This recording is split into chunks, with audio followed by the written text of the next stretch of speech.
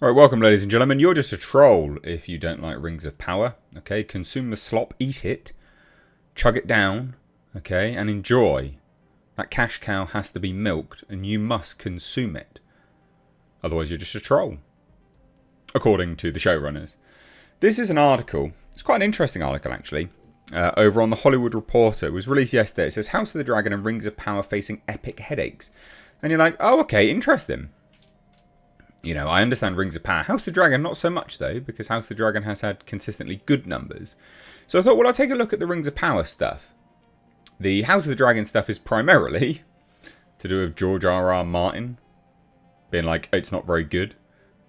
But boo-hoo-hoo me, I'm getting paid infinite amount of money and I still can't write books because I'm apparently a fat lazy shit. Anyway, let's look at the Rings of Power stuff. Oh, hit subscribe if you're new here, guys. Turn those bell notifications on. But anyway, so as it says here, look. For Rings of Power. This, again, just to confirm, $715 million series. That's not all of it, by the way. They're still going to keep going. It's more than that. Like, it's going to keep going and going and going. And they've also confirmed they're still going to do 5 seasons as well. Just as an FYI. But anyway, it says, for Rings, the issue is familiar. The $715 million series, which debuted 2 years ago to strong ratings, no it didn't, and fandom Discord, what fans, unveiled the first 4 episodes of its new season. The consensus is that this new run is firmly an improvement, but some critics and fans maintain it's not as strong as it should be. Many contrast the show to Peter Jackson's Oscar-winning trilogy, and how can you not? Even though that saga arguably set an impossibly high bar for a prequel series to follow. Not really. Like, you're in the world, you can make really good stuff. The issue with Rings of Power is it's just monumentally boring. Like, it's just dull. Nothing happens. So there's no incentive to keep watching. Just from a narrative perspective, there's no actual incentive either. Like, what is everyone's aim? What is everyone's goal? No idea. No idea. Just wandering around. Anyway. So it says here, the show's Rotten Tomatoes scores are similar to the first season. A very good 83% among critics and a disappointing 58% amongst some fans. Some percentage of whom seem angrily determined to watch every episode, while simultaneously insisting the show is unwatchable, helping feed a cottage industry of rings-bashing content creators. I mean, I've stopped reviewing it. I can't be bothered. It's genuinely boring. I watched the last episode, not the one just gone, last week's episode, and I'm done. Like, I just don't care. I didn't review it. I'm done. It's so boring, genuinely. It would just be me sat there going, yeah, it's really boring. And look, you know, I'm incentivized to keep doing it because I earn money from the reviews. But even I cannot be bothered. It's not fun. You know, you can't even hate watch it from a fun perspective. Anyway. So it says here, this is a response. This is like JD Payne, by the way. The showrunner. The Fellowship had to look to each other and those who support it and remember what it's fighting for. JD Payne said, who is showrunning along with Patrick McKay. And when we see that millions of people are watching this and responding so positively to it, that's who we're fighting for. And for those who watch every episode and negatively write about it on social media and make YouTube videos, we're happy to have you guys too.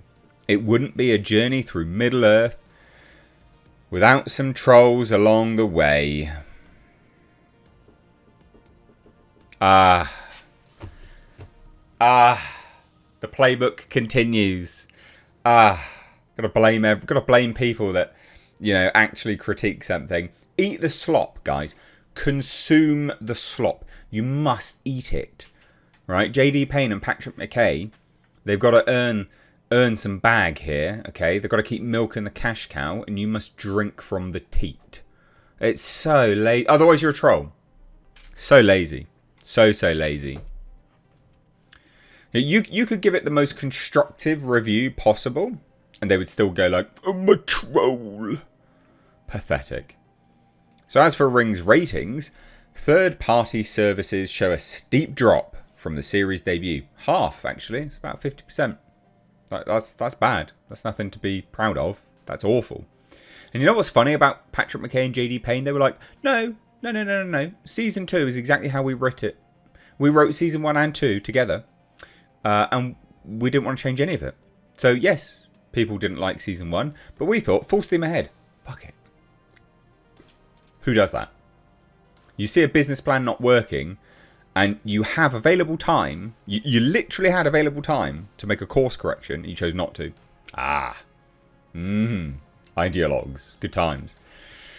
So anyway, the spin from Amazon goes like this. Of course, the ratings are down. They were so huge last time. There is something to this. Even Prime Video hits like Fallout and The Boys haven't matched Ring Season 1 on a global basis.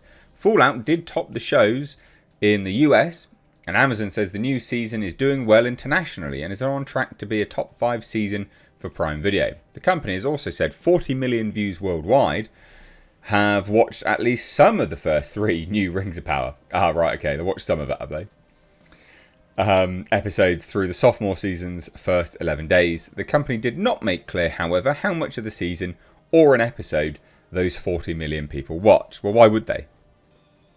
A 3rd season has been in the works for months, though it's not been officially greenlighted. After seeing Season 2's premiere ratings, sources tell The Hollywood Reporter the company remains committed to the show's original 5-season plan. So they're just like, I don't care, we're going to do it. I think they actually legally have to. I think that is why. I think the deal that they've entered into with the Tolkien estate is like, it's predicated on the fact that they do that. They have to do that. So they're fucked, basically, either way.